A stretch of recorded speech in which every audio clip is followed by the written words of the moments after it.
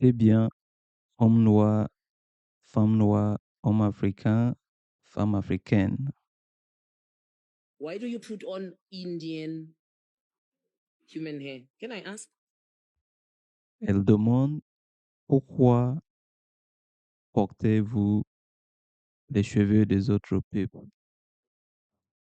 Pourquoi portez-vous les cheveux des Indiens, par exemple, que ce soit les perruques que nos femmes portent, que ce soit, je sais pas quoi, tout en fait sorte de cheveux des autres peuples qu'on porte sur nos têtes, surtout nos femmes. Pourquoi on fait cela? You know how we get that hair? When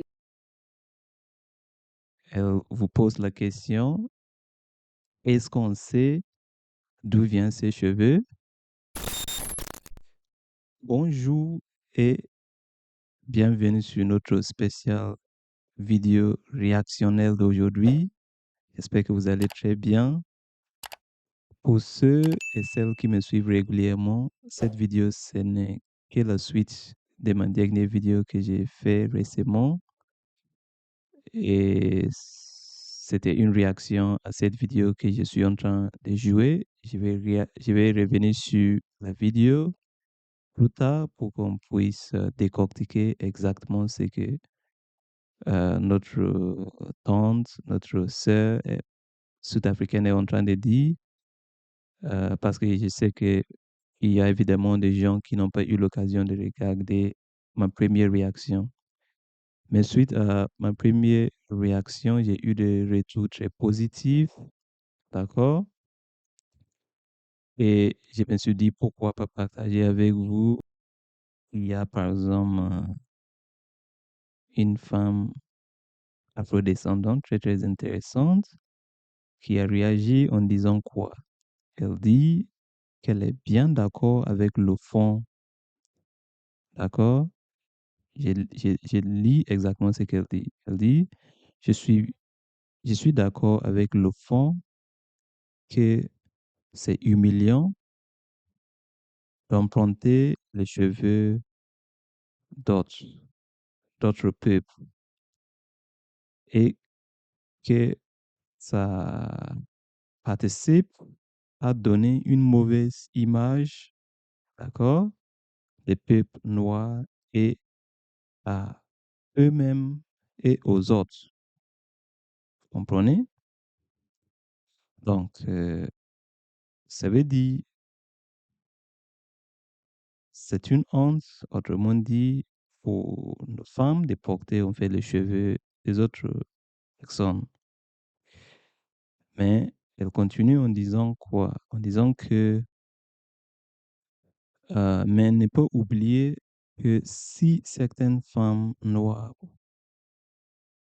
s'éclaircissent la peau, par exemple, ou mettent les cheveux, pardon, ou mettent des faux cheveux, le plus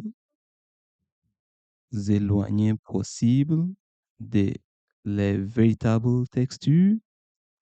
Désolé, mais c'est énormément la faute de l'homme noir. Comprenez? Du coup, elle, d'après elle, l'homme noir, en fait, fait partie du problème. L'homme noir gangrène, en fait, le complexe d'infériorité de la femme noire, d'accord, le, qui la pousse à porter de faux cheveux, à savoir des mèches, je sais pas quoi, euh, des, des perruques, ainsi de suite. D'après ce que cette femme afrodescendante essaie de nous dire, c'est que pour elle, en fait, l'homme noir fait partie du problème. Et voilà pourquoi j'ai décidé aujourd'hui de faire cette suite pour réagir, d'accord? Et pour parler aussi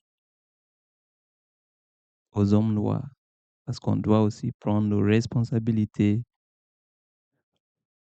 Le but même de ma vidéo précédente, lorsque j'ai réagi à cette vidéo de cette femme, évidemment sud-africaine très intéressante, qui nous pose la question pourquoi on porte les cheveux des autres. Dans ma réaction précédente, j'étais pas en train d'attaquer la femme noire. Au contraire, c'était un mot d'encouragement pour que nos femmes puissent en fait se mettre en valeur et pour qu'elles puissent se respecter et pour qu'elles puissent en fait, parce que comme j'avais dit dans ma réaction précédente, c'est honteux et c'est humiliant quand même cette euh, femme afrodescendante a aussi réagi. C'est humiliant tout simplement parce que comment les autres vont nous respecter si nous, on a honte d'être nous-mêmes? Bien sûr qu'il y a une histoire derrière ça, on est bien conscient de la traite négrière, de tout ce qu'on a subi qui nous pousse en fait à nous détester et ainsi de suite. Mais tout cela n'est pas du tout, comment on dit ça, ce n'est pas une excuse, comprenez? Ce n'est pas du tout une excuse, tout simplement parce que il y a d'autres peuples qui ont été colonisés, mais ces peuples, en tout cas, ils ont des cheveux similaires. Par exemple, si un Chinois porte les cheveux d'un, je sais pas quoi, d'une femme suisse, je pourrais pas dire si, je pourrais pas différencier, même si je sais bien qu'il y a une différence entre le texte ou en termes de la couleur entre les cheveux d'une femme, on dirait chinoise ou je sais pas quoi par rapport à une femme suisse. Voilà. Il y aura une petite différence. En tout cas, ce sera difficile pour moi de dire parce que, voilà, évidemment, les cheveux sont plus proches. Mais imaginez lorsqu'une femme noire, en fait, se débarrasse de ses propres cheveux ou bien elle cache ses propres cheveux, qui sont des cheveux, voilà, très beaux, voilà, très, très, je sais pas comment je vais décrire ça, naturel.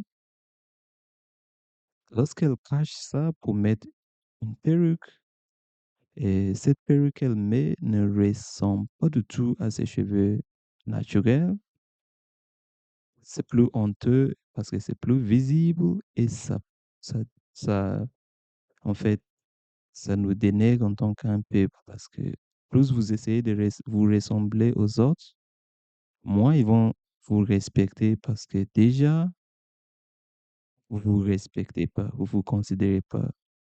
Vous voyez, vous n'avez pas du tout l'estime de soi. Comme j'ai dit tout à l'heure, et je vais le redire, on est bien conscient du fait historique de la traite négrière, de l'esclavage, ainsi de suite, pendant euh, laquelle on a perdu en fait notre identité, notre culture et tout ce que, en fait, tout ce qui est, en fait, tout ce que nous fait un humain digne. On a perdu la plupart de tous ces éléments. D'accord? Donc, je comprends parfaitement bien. Et ma première réaction, ce n'était pas d'attaquer la femme noire, mais pour ceux et celles qui ont écouté cette vidéo, c'était un mot d'encouragement pour dire que oui, c'est vrai qu'on a subi tout ça, mais si on pose la question, c'est très simple, c'est une question très simple à se poser. Comment nos parents, nos arrière-grands-parents faisaient, bah, automatiquement, on va trouver la réponse. Comment eux ils gardaient ou comment elles gardaient les cheveux, on va trouver les différents. Ce n'est même pas comme si, voilà, on va voir des photos qui ont été prises, on voit comment elle s'est coiffée. J'ai dit ça juste pour vous dire, mais en vrai dit, ce n'est même si on regarde de nos jours, on voit il y a des femmes noires qui ont toujours la fierté de porter, même s'ils sont très peu, mais il y a toujours des femmes noires qui ont la fierté de garder les cheveux naturels. Et tout homme noir conscient ne va jamais encourager en fait la femme noire à mettre des perruques. Pour un homme conscient, c'est dégueulasse pour lui de voir une femme noire qui porte en fait des perruques. Mais comme cette sœur est en train de m'alerter, elle dit bien quoi? Elle dit bien que si, mais elle dit bien que je ne dois pas oublier le fait que certaines femmes noires s'éclaircissent la peau ou mettent des faux cheveux le plus éloigné possible de les textures, les véritables textures, ça veut dire de la véritable texture de leurs propres cheveux. Désolé, mais c'est énormément la faute de l'homme noir aussi. Pourquoi? Elle ajoute en disant que à force de plébisciter les femmes claires de peau, d'accord, métisses, ou d'autres communautés, ça veut dire les femmes des autres communautés, à force de ne pas mettre en valeur la beauté naturelle de la femme noire et à force de ne pas être suffisamment fort économiquement pour permettre à les femmes, ça veut dire pour permettre aux femmes noires de travailler sans besoin de plaire aux Occidentaux, d'accord? Pas forcément aux Occidentaux, mais aux autres peuples qui, euh, qui ont des cheveux très, très différents de, des nôtres. Voilà. Donc, n'oubliez pas tes, quoi, tes, tes congénères aussi. En gros, elle essaie de me rappeler que je ne dois pas oublier des hommes. Donc, si je parle aux femmes, je dois aussi parler aux hommes noirs. Et voilà pourquoi je suis en train de faire cette deuxième vidéo. Donc, une prochaine vidéo pour s'adresser à eux. Donc, elle a soulevé des points très, très clés et très intéressants. Quels sont ces points? Elle a relevé le point où, si vous voulez, elle a parlé du fait que euh, il y a des hommes noirs qui plébiscitent les femmes de peau claire.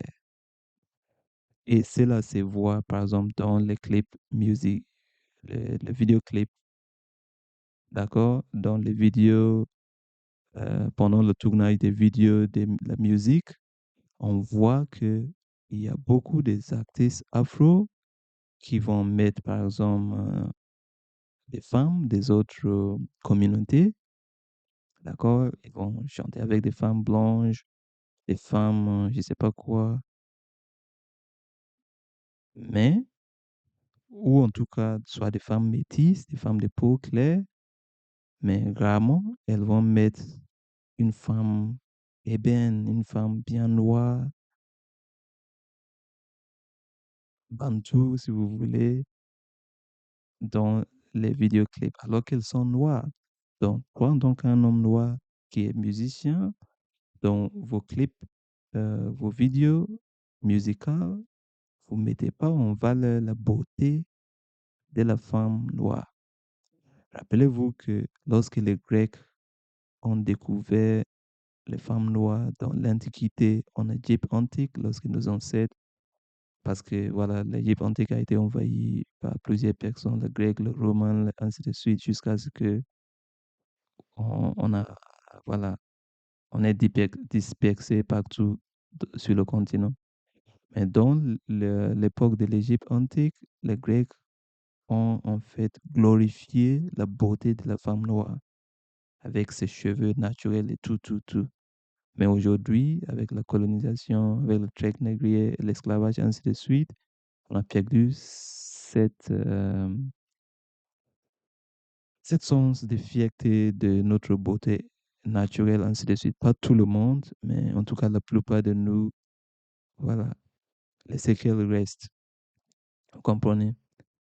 Donc, cette femme noire ou afrodescendante, d'après son retour de WhatsApp, c'est que il y a en fait des hommes noirs, comme j'ai dit, qui chantent en plébiscitant les femmes de clair de peau, les femmes métisses, les femmes ainsi de suite, ce qui fait que la femme noire va en fait perdre de plus en plus confiance en elle-même et commence soit à se dépigmenter, ça veut dire éclaircir la peau ou bien même porter les cheveux des autres. En plus de ça, elle a soulevé aussi un point très important qui est quoi? Elle dit, à force de ne pas mettre en valeur la beauté naturelle de la femme noire, comme j'ai dit, par exemple, dans la musique ou bien euh, dans nos mariages, il y a certains d'entre nous qui se marient avec, on voit parfois des footballeurs, des gens noirs réussis qui ne se mettent pas avec une femme noire de leur propre communauté. Bah, ça, cela veut dire que le modèle de beauté, d'après ces hommes égarés, excusez-moi de dire, le but n'est pas de les dénigrer, mais tout simplement, personnellement, je ne suis pas contre le mariage mixte, d'accord? Je ne suis pas contre ça. Si vous voulez avoir mon opinion, si vous êtes un homme noir et vous trouvez la paix avec une femme blanche ou une femme arabe ou une femme indienne, c'est à vous, ça ne me regarde pas. Mais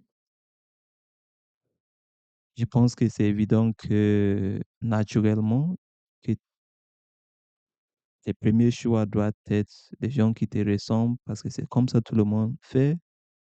Rarement tu vas voir par exemple un homme blanc réussi qui va se mettre avec une femme africaine, même si ça peut exister. Je ne dis pas que ça n'existait pas. Ou bien une femme euh, euh, blanche réussie qui va se mettre avec un homme pauvre, un homme noir pauvre. Ça n'existait pas. Donc, j'ai dit ça pour dire, moi, je ne suis pas contre. Il y a des gens, par exemple, métis, qui ont contribué beaucoup à notre histoire, à notre émancipation, ainsi de suite, comme W.E. Du Bois, comme Bob Marley, et qui ne sont pas. De toute façon, je ne suis pas quelqu'un qui s'intéresse même à l'histoire des colorismes et des, je sais pas quoi, de race et tout ça.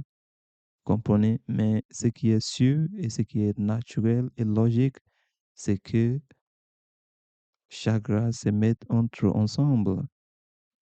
Donc, si plus nous, les hommes noirs, on n'est pas derrière nos femmes noires, bah, si on va glorifier la beauté des autres femmes, négligeant la beauté de nos propres femmes, bah, c'est ce qui sème le complexe d'infériorité chez nos femmes pour qu'elles elles portent des faux cheveux, ainsi de suite. Donc, c'est un point très important qu'elle a soulevé. Donc, plus on met en avant la beauté des femmes noires, plus les femmes noires vont s'aimer et moins elles vont en fait essayer de ressembler aux autres en portant de faux cheveux ou en éclaircissant les, les peaux. En plus, elle a ajouté un point aussi très important qui est le fait que l'homme noir n'est pas économiquement fort. D'accord? Donc, pourquoi elle dit ça? Elle a parlé de ces points. Ça, évidemment, c'est une femme qui aime le discours très profond. D'accord? Donc, et je le trouve très, très intelligent, très intelligente parce que, voilà, et j'aime toujours bien discuter avec elle. Donc, elle dit en fait que c'est aussi un problème économique parce que qu'on veut ou pas, on vit dans une société ou bien dans un monde patriarcal et c'est l'homme de nos jours qui détient le pouvoir et la richesse. Donc, si cela est vrai, bah, si l'homme noir n'est pas fort économiquement, ça veut dire que il n'y a pas des entreprises, il n'y a pas des industries. Économiquement, on est faible, on ne produit rien, on ne crée pas d'emploi, ainsi de suite. Qu'est-ce que nos femmes noires vont faire? Elles vont travailler dans des entreprises dont les patrons ne sont pas des Africains ou des Afro-descendants ou des hommes noirs. Bah, si le patron n'est pas noir et ce patron est raciste, je suis désolé, mais il va exiger que si vous voulez travailler, par exemple, comme réceptionniste dans mon hôtel, bah, il faudrait que vous mettiez un perruque. Voilà. Et qu'est-ce qui se passe? Bah, vous allez constater que nos femmes qui vont travailler comme réceptionnistes dans des hôtels, surtout des 5 étoiles et tout ça, elles seront obligées de s'habiller d'une manière, elles seront obligées de, en fait, de toucher l'intégrité de leur corps, de l'intégrité de leurs cheveux et doivent, en fait, mettre des perruques, ainsi de suite, pour pouvoir travailler dans ces milieux très hostiles. Bah, elle s'est dit, si l'homme noir était économiquement fort et elle créait ses propres entreprises, ainsi de suite, bah, la femme noire n'aurait pas besoin d'aller travailler, en fait, pour un patron raciste qui va lui obliger de, de s'échanger pour être accepté au boulot. Mais oui, cela est vrai, surtout en Occident, mais en Afrique, nos femmes, en Afrique en tout cas, l- les entreprises, bien sûr qu'il y a des investisseurs, d'accord, étrangers, mais la plupart des entreprises, des petites entreprises, sont des entreprises africaines.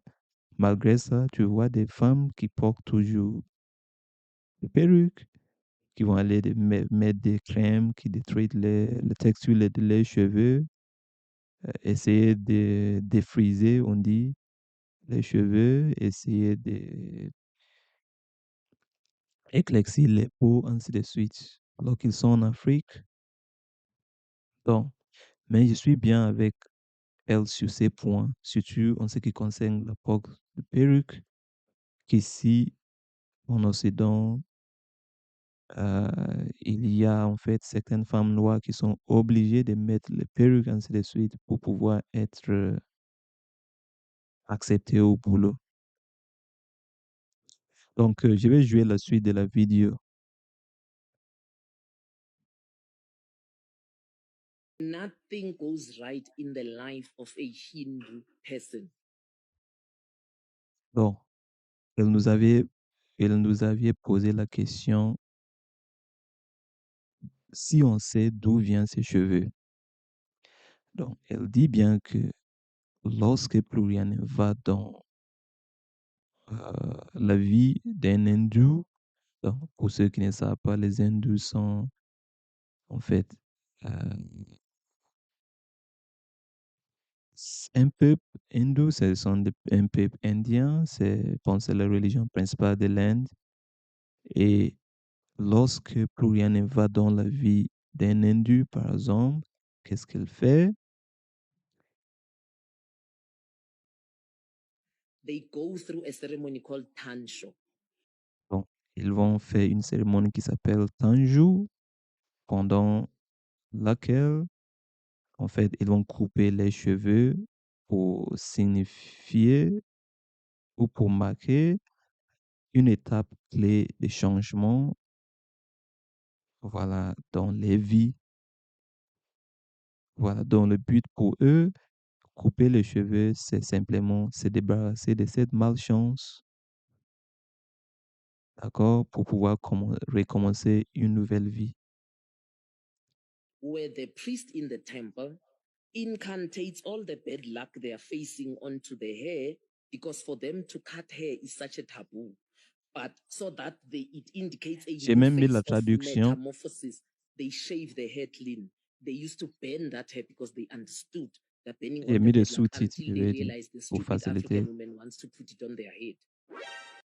Voilà. Donc, elle dit bien que avant, après la coupure de ses cheveux, après l'incantation du prêtre hindou, il coupait les cheveux et il les brûlait jusqu'à ce qu'ils ont découvert que la femme noire, malheureusement, aime bien porter ses cheveux sous forme de perruques, ainsi de suite. Bah, d'où est née l'industrie de fabrication des faux cheveux et des perruques.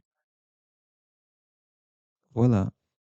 Même si c'est une atteinte à notre dignité, c'est ça en fait. Si on ne comprend pas les enjeux, euh, en réalité, les autres peuples, il y a certains qui souhaitent bien même avoir notre teinte marron ou en réalité on n'est pas noir. Mais même si on est, bon, bien sûr que certains d'entre nous sont très sombres, et plus même on est sombre, le mieux pour toi en tant qu'être humain, si tu connais bien l'importance de la mélanine. Vous comprenez? Donc, mais qu'est-ce qui se passe?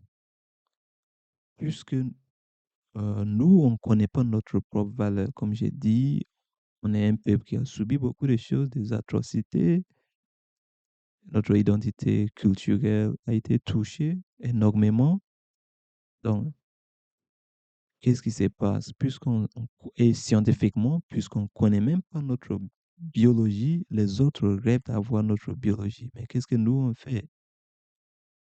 Bah, avant, eux, ils brûlaient les cheveux jusqu'à ce qu'ils ont découvert qu'on n'a pas honte de porter ce genre de trucs sur nous. Et d'où est née l'industrie de fabrication de cheveux. Donc, le but, lorsque quelqu'un qui ne te ressemble pas, entre guillemets, lorsque les autres peuples essayer de te dénigrer à cause de la texture de tes cheveux, en réalité, même le racisme, en réalité, c'est pas jalousie. C'est pas comme si les gens vous détestent réellement. C'est pas ça. Sinon, on n'aura pas de couple mixte, on n'aura pas de, je sais pas quoi. C'est pas ça. C'est pas jalousie. Ils sont bien, ils savent bien quelle est votre biologie et économiquement, ils sont contre toi parce ils ne veulent pas, en fait, te voir, en fait, évoluer, t'épanouir et être puissant économiquement. Bah, on va te battre sur tous les plans pour pouvoir, en fait, faire de sorte que tu perdes la confiance en toi-même. Mais si on ne comprend pas les enjeux, voilà le fond du problème. Et une fois que tu perds confiance en toi-même, qu'est-ce qui se passe? On va même te vendre les cheveux qu'il veut se débarrasser. On va te vendre ces cheveux, ils vont faire de l'argent. Et toi, tu vas te dénigrer pour pouvoir soutenir cette industrie des cheveux. C'est triste, mais c'est ce qui se passe. So you buy your own bad luck and you put it on your head. Voilà. Bah, quelqu'un qui a coupé ses cheveux parce qu'elle traverse une période très douloureuse de sa vie, spirituellement, elle a fait un rituel, elle a coupé ses cheveux pour jeter. Et toi, en tant que femme africaine, tu les portes sur toi. Bah, si tu achètes ces cheveux, tu les portes, tu as acheté ta propre malchance. C'est comme si tu es en train de te hanter, en fait, avec des cheveux des autres personnes. C'est bien triste, n'est-ce pas?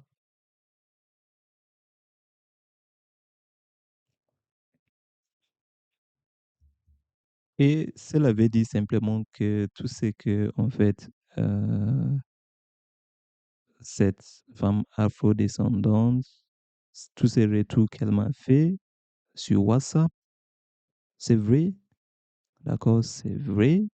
Et nous, les hommes, on doit prendre nos responsabilités, on doit arrêter, en fait, de, de glorifier les femmes c'est pas quoi, les femmes des autres communautés où on doit arrêter à mépriser ou à dénigrer nos propres femmes. On doit mettre en amont, la- la- on doit valoriser la beauté de la femme africaine parce que on est beau et nos femmes sont belles. Comme moi, je ne vois que de la beauté dans toute l'humanité. Bien sûr que les autres personnes sont aussi beaux et belles, mais avant de vouloir aimer tout le monde et de vouloir ressembler aux autres, il vaut mieux s'aimer d'abord parce que si tu t'aimes pas, tu pourrais même pas aimer l'autre, ton prochain.